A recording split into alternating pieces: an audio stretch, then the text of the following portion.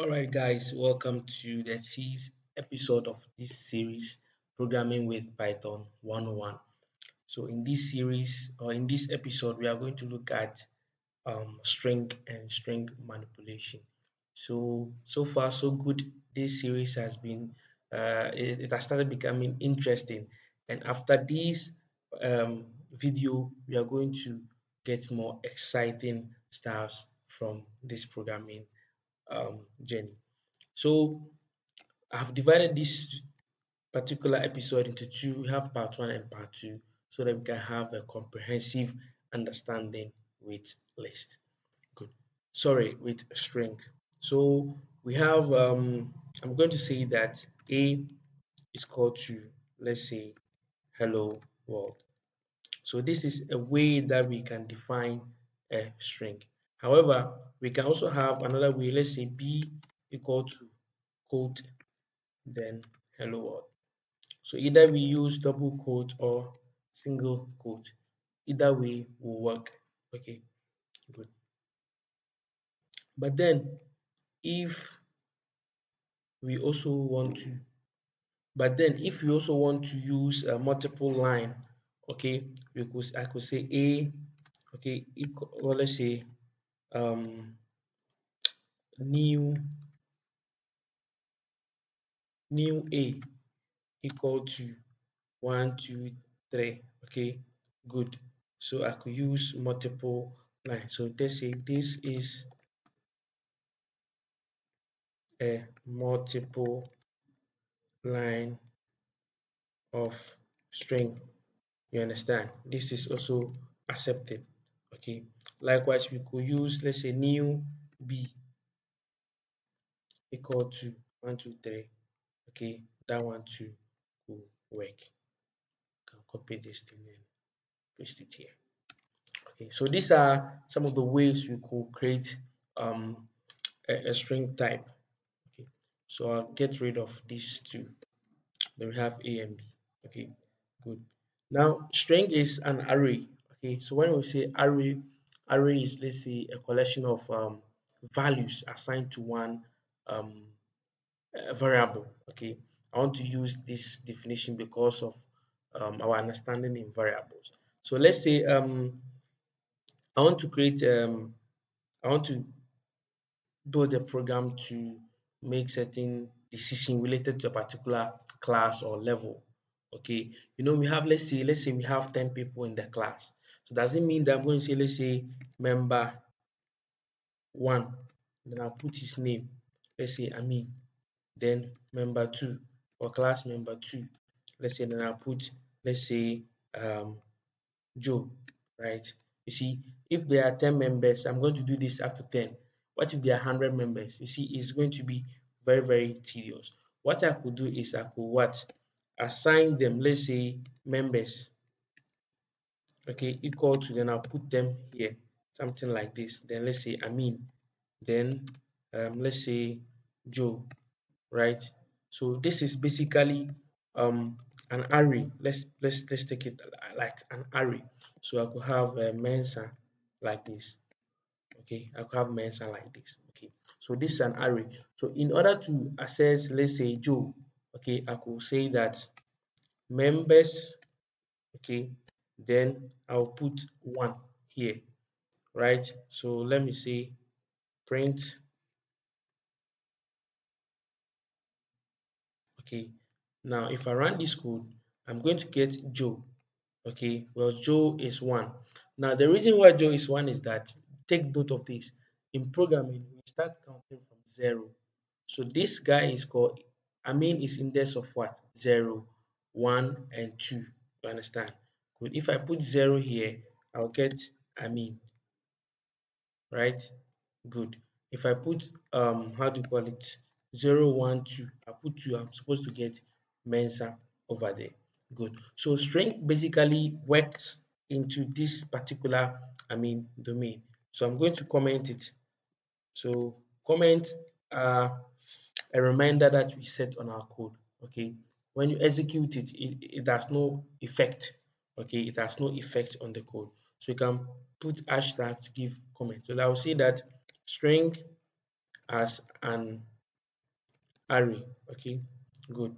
So what I could do is that since I already have A as hello world here, I could print, I want to get I want to print E from this list. I will say A, then I'll put 1 here. When I print this, I'll get E. Okay. When I put 0, I'm supposed to get capital H. Okay. Yeah. So if I put a 0 here, I'm supposed to get capital H. Have you seen? Good. Now, that is what we call as an array, like what I showed previously. Okay. So what I could also do is that I could say print, let's say B, it works the same way. Then I'll put -1 over here. Now, when I run this, I will get D, okay, this D over here. The reason is when we want to start from the back, you could use negative numbers. So -1, so D is -1, R is -2, L is -3. Okay, so let's see. Now if I put -3 here, I'll get L, right? Good. But because you don't have -0, that is why you start from -1. Understand? So that is how we can treat string as an array. Okay, good. Now if we want to loop through, okay, we want to print the item in the list individually, okay, we could use the array method. Okay, we will also get to what we call slicing, but we could use a loop, okay, to loop through and get whatever value that we want.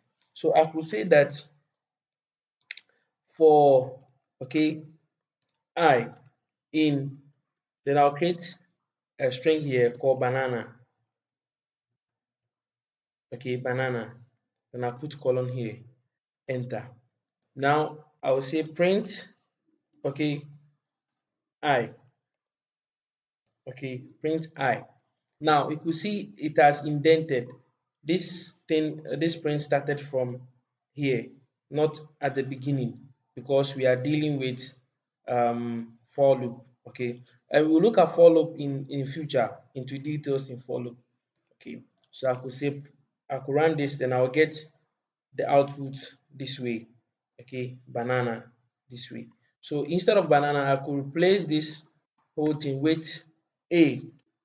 Okay, with a, then I'll run it.